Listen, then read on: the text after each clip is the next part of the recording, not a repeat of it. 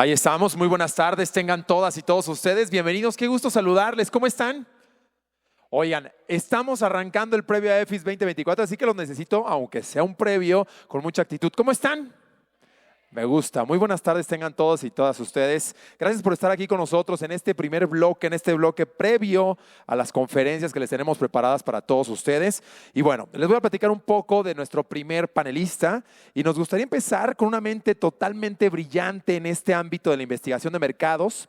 Él es Adam Sheridan, Global Head of Products of Creative Excellence para Ipsos.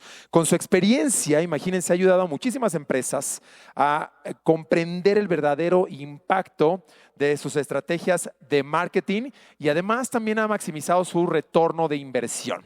Hoy nos brindará valiosos conocimientos sobre uno de los temas más complejos dentro de las campañas de comunicación, de la creatividad y cómo podemos relacionarlos con esta efectividad para lograr los mensajes mucho más contundentes que el día de hoy se necesitan en cada una de nuestras audiencias. Pero antes de empezar, obviamente quiero agradecer a nuestro patrocinador y aliado estratégico Ipsos. Muchísimas gracias. Les pido un fuerte aplauso para nuestro patrocinador aliado. Gracias. Quien hizo que posible que Adam esté aquí con nosotros en esta gran tarde, obviamente conversando con todos ustedes. Y bueno, ahora sí, por favor, quiero presentarles a todos ustedes a Adam Sheridan presentando How Misfits Creativity Can Spark Advertising Effectiveness. Así que Adam Sheridan, bienvenido. Thanks very much, and it's a pleasure to be here today at this Effie event to represent Ipsos perspective and data sets around effectiveness in advertising.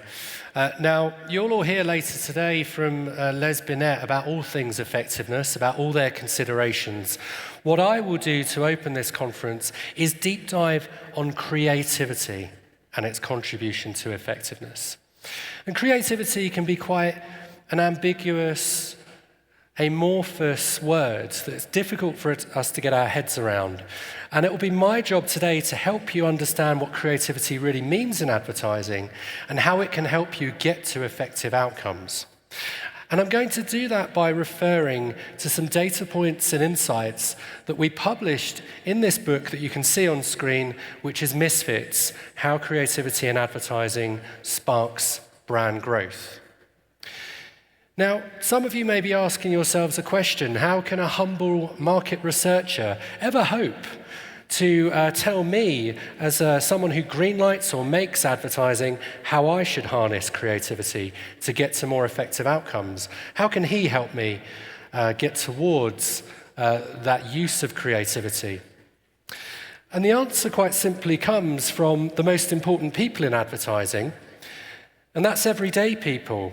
The audience of advertising, the reason that you all spend hundreds of billions of dollars every year looking to change their behavior. At Ipsos, we've evaluated over 200,000 ads in our time. And in doing that, we've also measured the experience of that advertising. And it's allowed me as a researcher to review that data set, analyze it, and look to understand what really matters to the everyday audience of advertising, and then what links to end effectiveness. And as the title of the book would suggest, I also look to another group of people, the misfits of the world of popular culture, the innovators, the content creators, the people who actively don't fit in to get to more effective outcomes for their audiences and more profitable ones for their organizations. What can we learn from this group of people? How they create content, the process that they take, the principles they follow, and how can we infuse that then in the advertising that we bring into the world?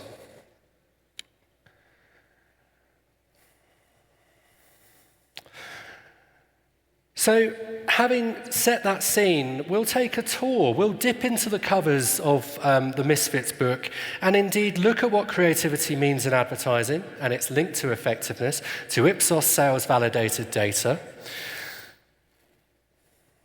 We'll then play a little game together. So you're going to watch some ads, and I'll be testing your knowledge to see if you've really taken on board some of the things that we've seen earlier, where we'll play a game of Miss or Misfits, and there may be some prizes on offer, so do look out for that. And we'll then take a slightly different angle where we'll look at the importance of respecting media context in the experiences you deliver to pursue effectiveness. And we'll be focusing on a social ad data analysis that we did at Ipsos. And finally, last but certainly by no means least, perhaps the most interesting part of the day for you as Effie members and parts of the Effie community, we'll be looking at how a Misfits mindset could help tip the balance for you to win a coveted Effie Award. So a lot to cover. Let's then indeed start with that meaning of creativity and its link to effectiveness. And before we get to the answers, we somewhat need to start with the problems. One problem that I think is quite core to holding creativity back in its use in advertising is what we can see on screen here. This is survey data from the Cannes Lion State of Creativity Report, 1,000 marketers polled each year. And what we can see is that positively, 2/3 of marketers believe that creativity can be an extremely competitive business advantage. But what's less encouraging is the comparatively low 1 in 10 feel they can articulate its case to lobby for the budget, time, investment in getting to creative work with the best agencies, the best talent to get to more effective outcomes.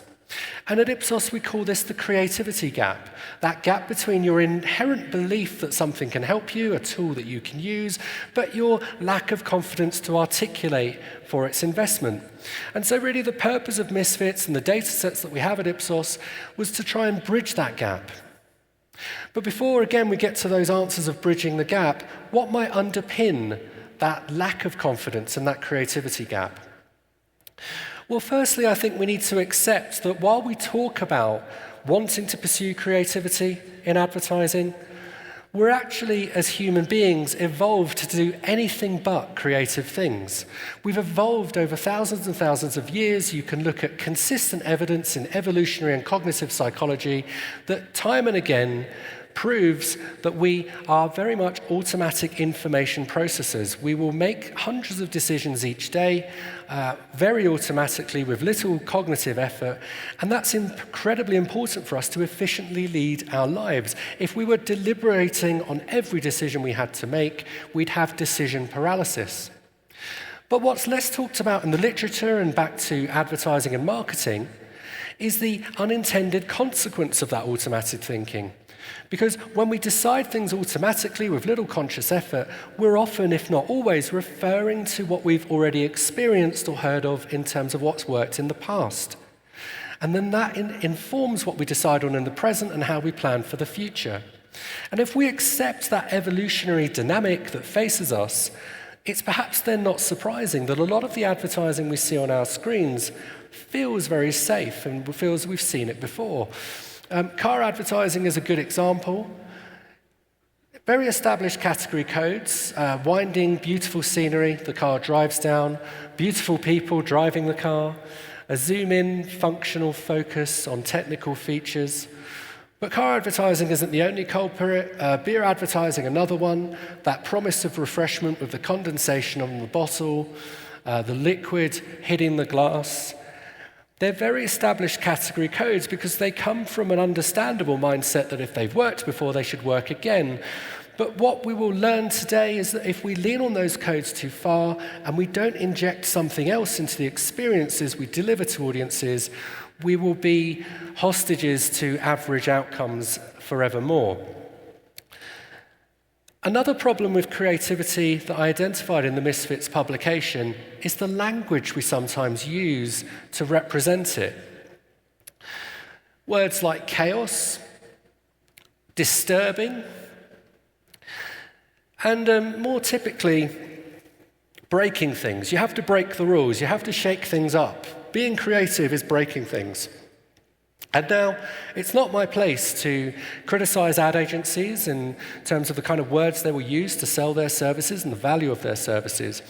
But my observation is this, that I think that kind of language can possibly be unhelpful in leveraging creativity in the corporate boardroom. Back to that creativity gap. If you've got on one hand, on the one side of the table, an ad agency saying you've got to break things, you've got to shake things up, and on the other side of the table, a CMO who, incidentally, life expectancy in a role is less than 3 years now, and a CFO or a financial decision maker who wants some semblance of understanding on the return of investment, you can see here a tension. And it's a tension that I think we need to alleviate in the representation of creativity so that we can embrace it, use it, and get some more effective outcomes. And so if those are the problems, where are the answers? Well, they come back to that important group of people I mentioned earlier, the everyday audience of advertising, the reason we invest the billions that we do to change their behavior. And we ask the everyday audience of advertising a very simple question about creativity. Based on creative advertising you've seen, what words or phrases come to mind? And this visualization on screen, where the size of the bubbles represent the volume of responses and the thickness of the lines, the connection between them, I think represents two interesting observations. The first is at the bottom right in the blue, uniqueness and difference as a construct, very much represented by those words I showed you earlier, chaos, breaking things, very much represented. It's very central to creativity. But here's the thing, creativity to the most important people in advertising, the everyday audience, is so much more than that. It's in fact foiled more so by the experience of advertising, by having fun, having a feeling of entertainment, feelings of joy and happiness in the yellow, an appreciation of the production quality and the craft in the green, and back to the bottom right in the blue, just a sense that you've been interested in what you've seen. There's something relatable, something useful that you can take away. And this led me to pause for thought that creativity can't be about difference alone. Yes, it has different things at its core, but it's about this definition on the screen. It's an original or different experience that delivers value to the audience. And the value can come in different forms. It can be in simple, pure fun and entertainment, or it can be in finding something useful in what you've seen. But it cannot be about difference for difference sake. And so if we look at those signals on the audience of advertising as to what creativity means, and it feeling like a more nuanced experience and construct than maybe we assumed, where may we see this more nuanced definition represented? What about, for example, in the experiences we pay to have? Most advertising, we try and avoid it. But movies, music, and video games, we pay to have these experiences, and they are, as advertising is, experience content. I profiled several Misfits in the book, and one was George Lucas, who, as I'm sure you all know, is the founder, the creator of the most successful movie franchise in history, Star Wars. Now, while Star Wars is the most successful movie franchise in history, what's less known about Star Wars is that there's variance in that success.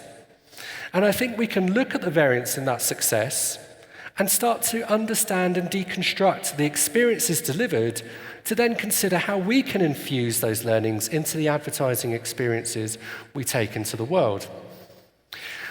So before we get to the relative success or failure of each of the movies, I'd just like to anchor you in some statistics in Hollywood box office. I used to work with Hollywood studios for several years. I lived in Los Angeles for some time, and if there's one thing I've learned, is Hollywood loves sequels. They love sequels. Why do they love sequels? It's because they can make a lot of money. If you have a hit movie and you make a second one, you'll get plus 50% nearly on top of the first movie. And if you do a third, you'll get an additional near 10% on top of that. It's nearly a license to print money. It's quite good, isn't it? Then back to Star Wars. Does Star Wars follow this trend? Not really, but it's interesting nonetheless. When we think about the prequels that were released in the early 2000s, we actually see a decline between the first movie, The Phantom Menace, and the second one, Attack of the Clones. Possibly a bit of disappointment after the first movie. But then there's a recovery between Attack of the Clones and Revenge of the Sith, and therefore more profit, more commercial value for the studio. What of the sequels then, the more recent Star Wars movies that you may have come across? Actually not very successful for the studio. A consistent 30+% box office decline between the first and the second movie and the second and the third. And the question is, why might this be the case? And I wouldn't, on the one hand, suggest that we can explain these differences with one element or aspect, but I think if we start to look at the narrative arc of these movies and the experience they deliver, we can start to unpick it and we can start to learn from it as well. So, spoiler alert, if you haven't seen all the Star Wars movies already, I'm about to describe their narrative arc. So if you want to see them, you're very welcome to leave and have a coffee for 1 or 2 minutes. If you've seen them already or don't want to see them, then please stay with me. So let's remind ourselves of the original Star Wars movies and the narrative arc they delivered. Put simply, young person of mysterious lineage goes off on an adventure, is offered the hand of the villain in the second movie and rejects his hand, and in the third movie, the villain, in this case Darth Vader, is redeemed. That is the narrative arc of the originals.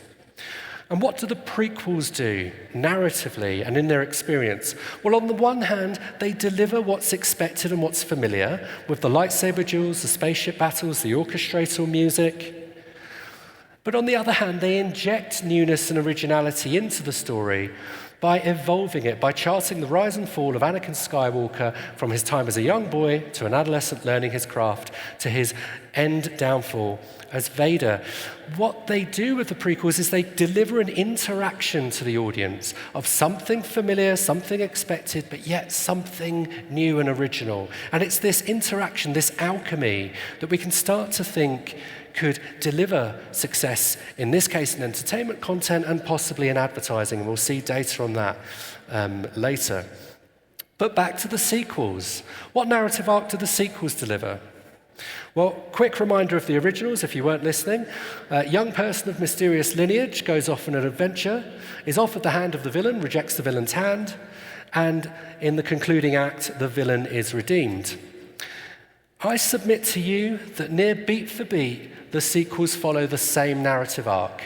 Young person of mysterious lineage goes off on an adventure, is offered the hand of the villain, and rejects the villain's hand, and in the concluding act, the villain is redeemed.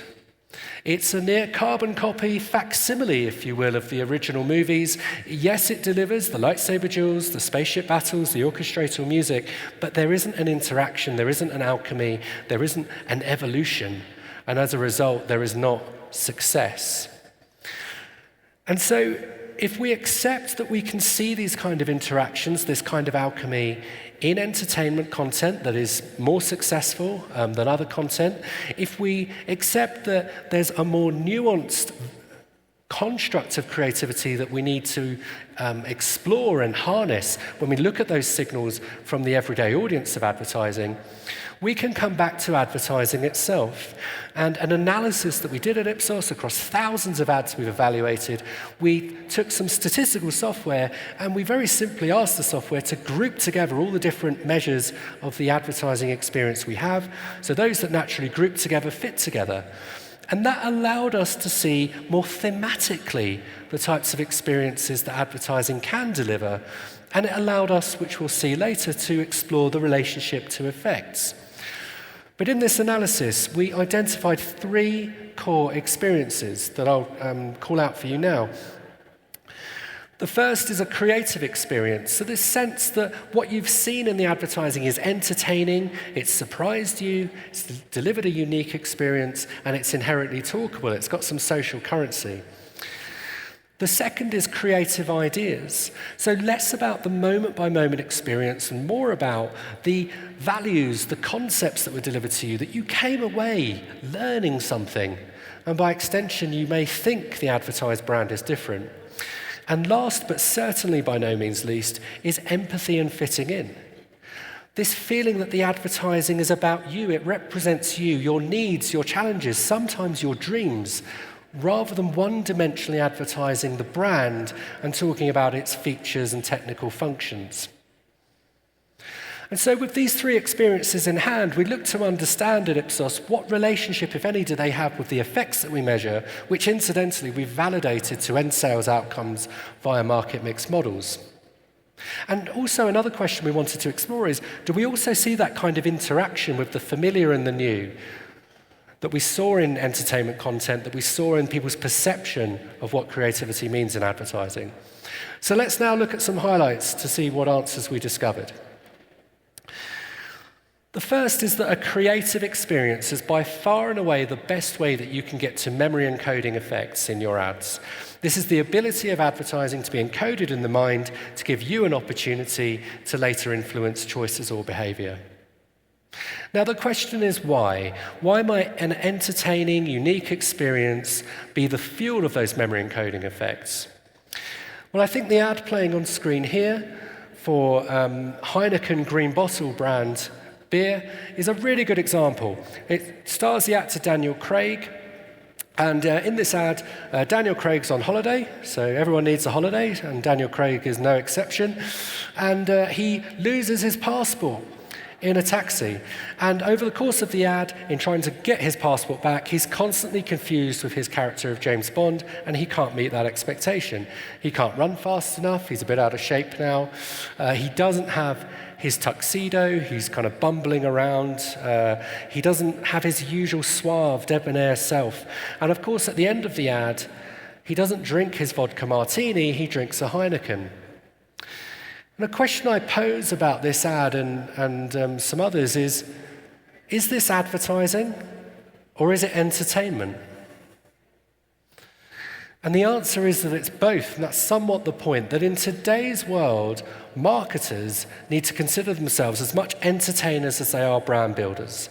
If you're not entertaining your audience, you're not paying the price of admission, you're not opening those pathways to be encoded in the mind, and you will limit your chances of changing behavior. So what about longer-term effects? When we measure the longer-term market share gain potential of ads, what matters most there?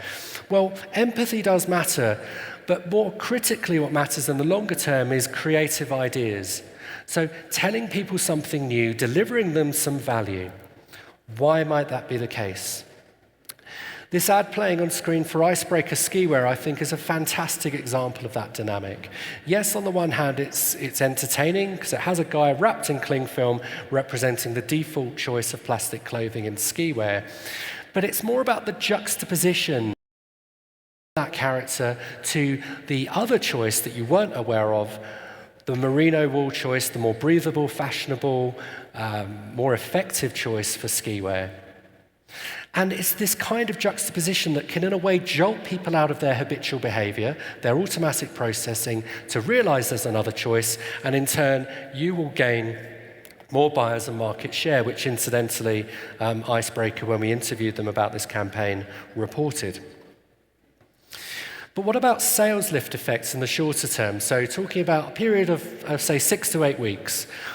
Well, there's no one thing that can really guarantee high short-term sales lift effects. And it's back to the interaction, it's back to the connection between multiple things.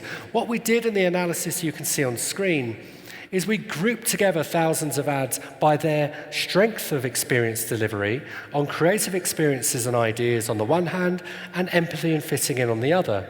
And we then group those high-low responses together to understand their relationship to end short-term sales lift effects. And what we can see is, I think, really interesting. That on the one hand, you could have a really entertaining ad, but if it doesn't have any connection with the audience, if it isn't founded on empathy, it will be slightly below average. Alternatively, you can have the best quality planning money can buy, but if you haven't paid the price of admission, if you haven't entertained people, if you haven't been part of the content viewing experience, you're also going to be quite average. But it's only when we have that interaction, it's only when we deliver people entertaining experiences, new ideas and thinking, foiled in empathy, that we can get to significantly higher than average sales lift effects, plus 20%. Versus average, just simply by entertaining the audience, delivering new ideas and thinking that is relevant to them. And this ad I'm playing on screen here for Volvo, I think, is a wonderful example of this dynamic, where it doesn't just show the car, like the example we saw earlier, it shows the people that Volvo want to appeal to with this model, in this case, new parents.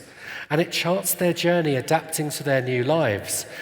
And interestingly, in this ad, functional features are shown, but it's only when they literally save one of the family's life. And it's this kind of storytelling, it's this kind of mixture of an entertaining narrative foiled with empathy for the audience that tells you something new and different about the model that can really get you to those sales lift effects. So, I have now given you some highlights of the Misfits publication. You are now all Misfits experts, so congratulations. What I'm now going to do is play a little game with you. We'll test your knowledge, so we'll be watching out for the show of hands here. We're going to look at 4 or 5 ads. I'm going to show an ad, and then I'm going to ask you to raise your hands if you think it's a miss. So is the ad not particularly creative and therefore not effective, or is it a misfit? So it's creative based on the experiences I've outlined already, and it likely has effective outcomes for the brand. Does that make sense? Okay, they say in show business, never work with children or animals. I think on the conference circuit, never interact with audiences is something I've heard. So we're going to find out if this is going to work or not. So let's play Miss or Misfits.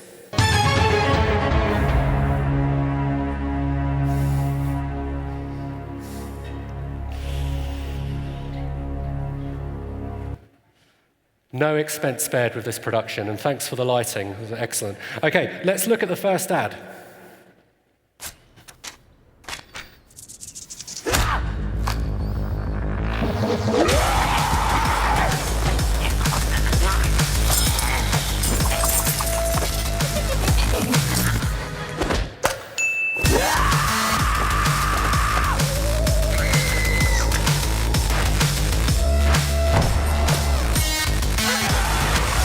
Want to save money on your mortgage? It's either or Habito. Okay, that ad for Habito. Hands up if you think it's a miss. Nobody. Okay, hands up if you think it's a misfit. Okay, so nearly all of you who voted a misfit. Let's see. So what we're doing here is we're mapping the experience delivered to those misfit themes. We call this the misfits mindset. A green line around the measure represents an above norm response, and a red line represents below norm. And if there is no line, it's average effects. It's neither above or below norm. So what we can see about this ad, very strong creative experience. We probably all agree with that. Entertaining, unique. But here's the thing, very limited empathy for the audience. People can't really connect with it. It's quite abstract to them. And in fact, Habito weren't particularly landing any new information with it. So I'm sorry to say, and perhaps I've failed you as an audience today, and we'll see if we get any better, but this is a miss, not a misfit. It's quite low in its potential in brand attention, and quite low in its potential for behavior change. And those are the two measures we bring together to indicate short-term sales lift effects. But fear not, we can look at some other ads now. I'm sure things will improve. So let's look at another ad here. I am what I am. I don't want praise. I don't want pity. I bang my own drum. Some think it's noise. I think it's pretty. And so what if I love each sparkle and each bangle? Why not try to... We've lost the ad. Well, that's not very fair on Virgin Atlantic. Oh, it's back. It's back. Okay, so what I will do, I'm probably going to get hooked off with a with a hook later for taking too much time. But if we can get it back, I think we'll just start it again to do it justice. Here we go. Okay, I think we're coming back on these monitors here. There we go. Thanks very much, guys. Okay, let's try again. Oops, okay. It's not liking this one.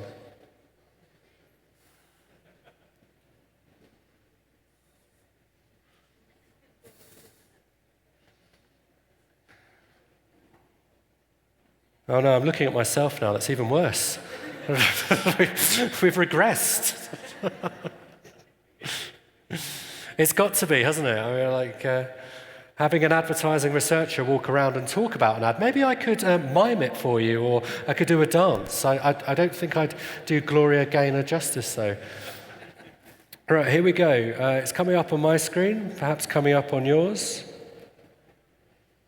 All right, we're back. Oh no, we're gone again. Okay.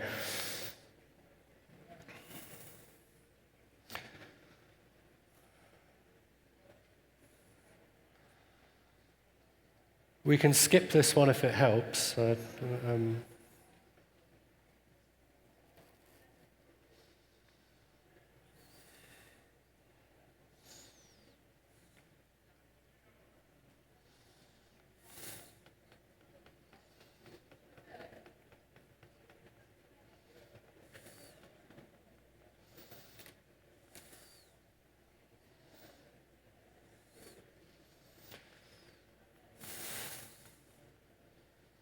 Okay. Okay, we're back. All right, let's give it another go. Thanks very much, guys. All right, let's roll the film again. I am what I am. I don't want praise. I don't want pity. I bang my own drum. Some think it's noise.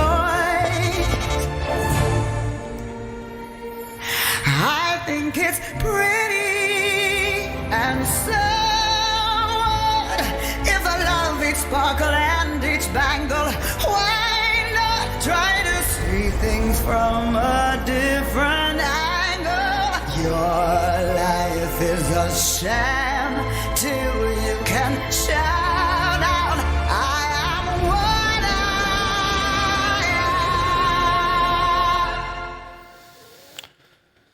am. Okay, so this ad for Virgin Atlantic, is it a miss? Show of hands if it's a miss. Okay, a few people, maybe about a fifth of the audience for a miss. A misfit, who thinks it's a misfit? More of you for a misfit. Let's see, what was the audience experience delivered? Really strong creative experience, a little bit like Habito. Strong creative experience, entertaining, unique. But here's the thing, while it's at average levels, there's good levels of empathy, good levels of connection with the audience, nice differentiation as a result for Virgin as a brand, and therefore it is effective. It is a misfit, so congratulations to those of you that got that right. I can see the smiles and the joy in your hearts that you got that one right. It is effective, and again, it's about that connection between those experiences. All right, let's look at another. Fear not if you didn't get the last one right. Gary's daughter likes to dress up like a princess. Is this bad parenting? Jada wants to delete the text message she sent to her ex, but that sends a message that she deleted a message, which is worse than the original message. Frederick wants to leave a better world for his children, but he'd have to have children, which experts say is the least sustainable thing for the planet. Stella's neighbor got a dog called Max. That's her son's name. Did they give their dog a human name? Or did she give her son a dog name? She's confused. Daryl downloaded an app to get, the physical. It's where he met his wife. Now, they don't get physical anymore. Alejandro just bought an eco-friendly washing machine on Black Friday. Did he do something good for the environment or something really, really bad?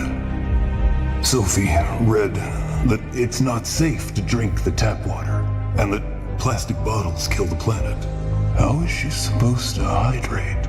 She's got 3 days to find out. The world just keeps getting more and more confusing.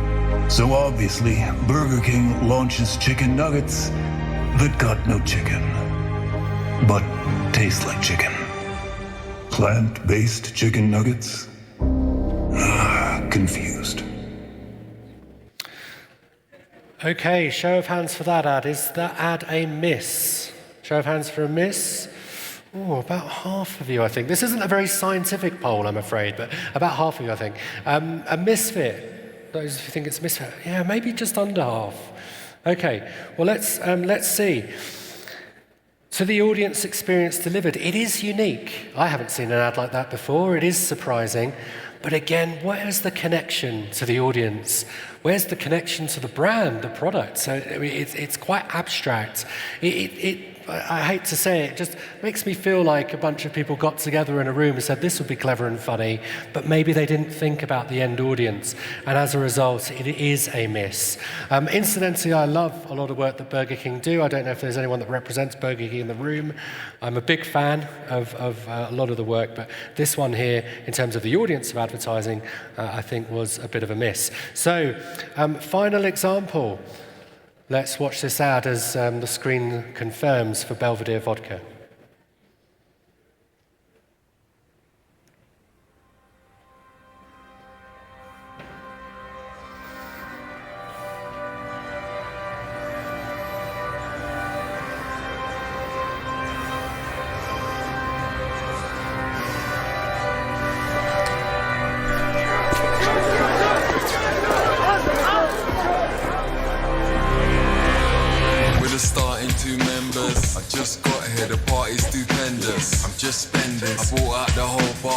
Just I pick him up, I pick him up, can put him down, can put him down.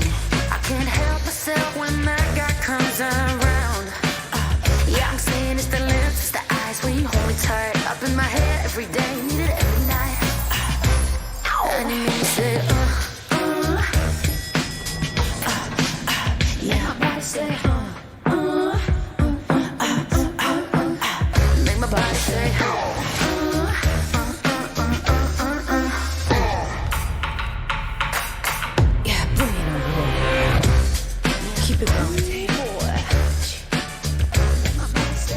for days now, it's just endless. She came to my house in suspenders. That time that she had's been extended. Central Friday night with West Enders.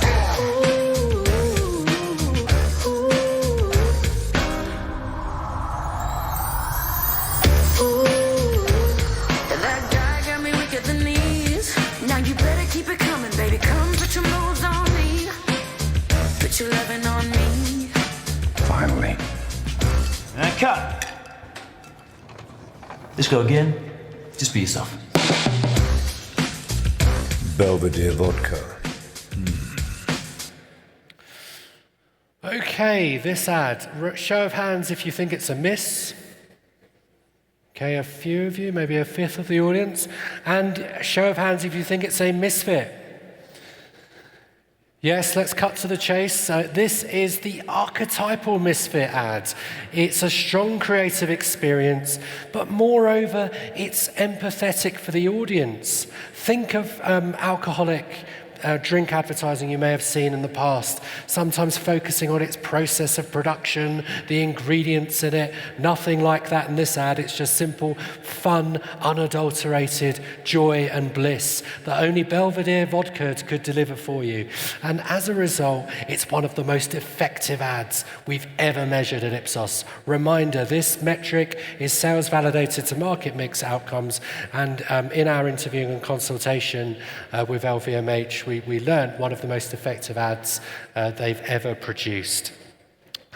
So congratulations to you all. I'm sure you all got at least one right. And I just hope this helped land the point about that interaction between entertainment, empathy for the audience, and injecting new ideas and thinking where appropriate. That's how we can get to effective outcomes, by delivering that good quality audience experience. So in the time we have left, and I do hope I have a little bit more time, I hope I'm not going to get hooked off after our technical difficulties, we'll take a different angle here, and we'll look at the possible need to respect media viewing context and the experiences that we deliver. In this case, for social newsfeed video ads. Now, some of you may be asking the question, well, why should I really focus on that? My social ads convert, I follow clicks, I follow conversions, my social ad is working. Well, I would ask you to think a little bit differently. For one reason alone, you're now spending an awful lot of money on social advertising and digital, projected globally to be about 70% or so of total media budgets by 2027. And as a result, that year-on-year increase in social and digital ad spend is slowing down naturally. We've somewhat hit peak social. And I would submit that you might be wanting to think about using that channel now to drive more longer-term outcomes by generating new demand rather than converting the existing demand you've already created. And it's with that media perspective we come to a creative inflection point where, at least my observation, is that very typically, in terms of creative tactics, social ads are engineered to get people to interact, to view. And it's all about that end conversion. Now, I'm not here to say that's a bad practice. I think it has its place. But if we want to achieve more with our social spend in the longer term, we might want to, as a result, broaden our horizons. But if my opinion alone isn't enough for you to consider broadening your horizons, perhaps this data on screen will help you. This plots on the vertical axis behavior of percentage of audience in view versus a longer-term effect outcome that we measure at Ipsos, brand attention. And what we can see is there's a very weak, limited relationship between these two things. There is a relationship, it is there, but it's not there to the extent that I would singularly focus all of my time and energy creatively on view time as a metric to optimize to. And so, what could be the alternative? Well, it's again about zooming out, thinking more broadly. We saw earlier that those misfit experiences, if we deliver them to the audience, a good quality audience experience, will get to more effective sales lift outcomes. But that was for linear video advertising. That data set I showed you earlier, all linear video, long-form streaming and broadcast content. The question is, does this apply in the same way to social? And if not, what does that mean creatively for what we need to do to get to more effective longer-term outcomes? So if we're to answer that question, I think we should start with why people are on these platforms in the first place. This is indexed top reasons for use of a platform, in this case Instagram. Now, the top reason by far, and it's similar for other platforms, is entertainment. That's understandable. But Instagram is more about than entertainment alone. It's about connection with people you know, with content creators you follow, and it's about trends and discovery. It's about identifying new ideas and thinking for your lives, whether that's your exercise regime, learning how to bake, learning how to tend for your indoor plants, or even if you want some tips for emigrating. Instagram is a very idiosyncratic content viewing experience. And I think if we start by considering why people are there, which is for connection and trends and discovery, that might be the path that we can follow in terms of experiences we deliver.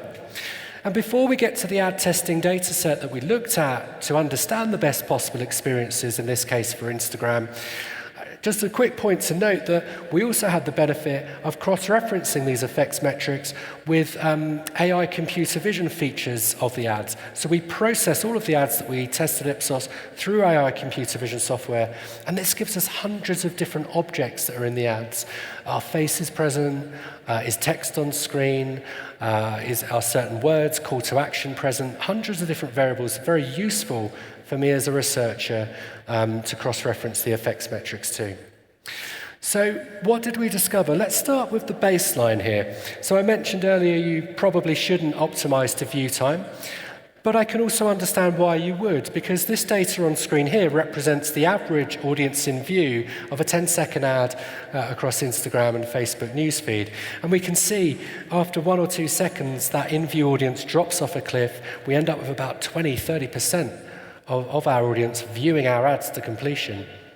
And so, if you are optimizing to get to longer view time, actually that's not a bad thing to do. So having an immediate brand cue at the start, giving users some clarity as to who you are, why you are there, can get to more effective brand attention outcomes.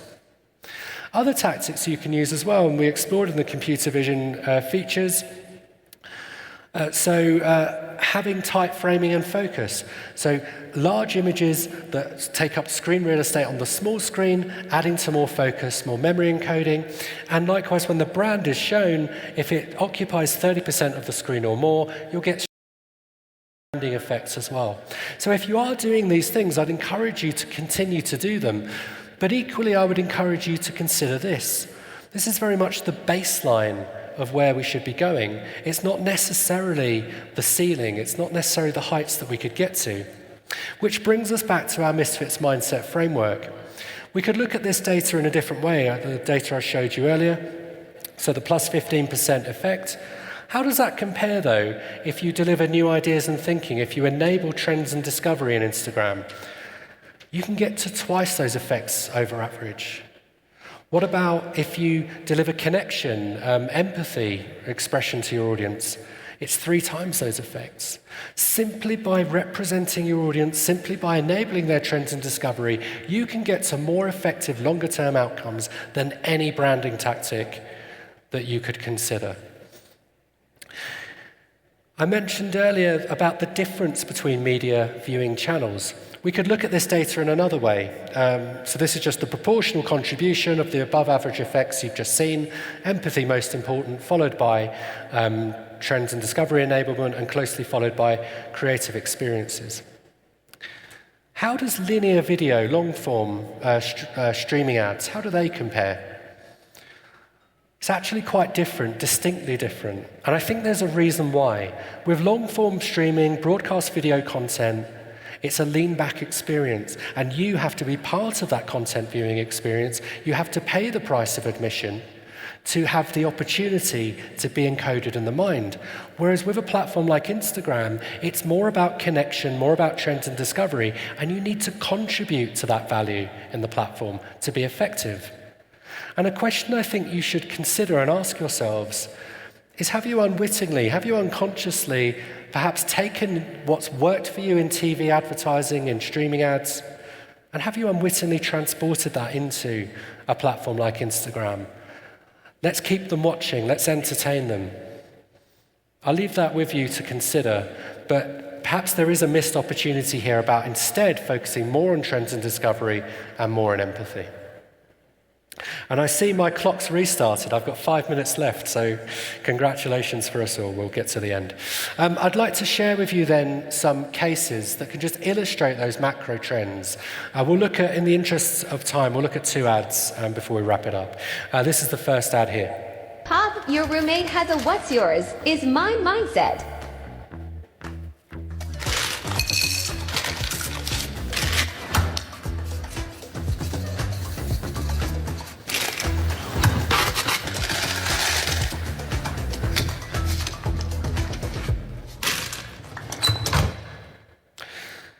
So this ad for Ben & Jerry's, what audience experience was delivered? Let's look at the Misfits mindset framework. It's a really strong experience. It's creative, it's fun, it's playful, but it's also empathetic.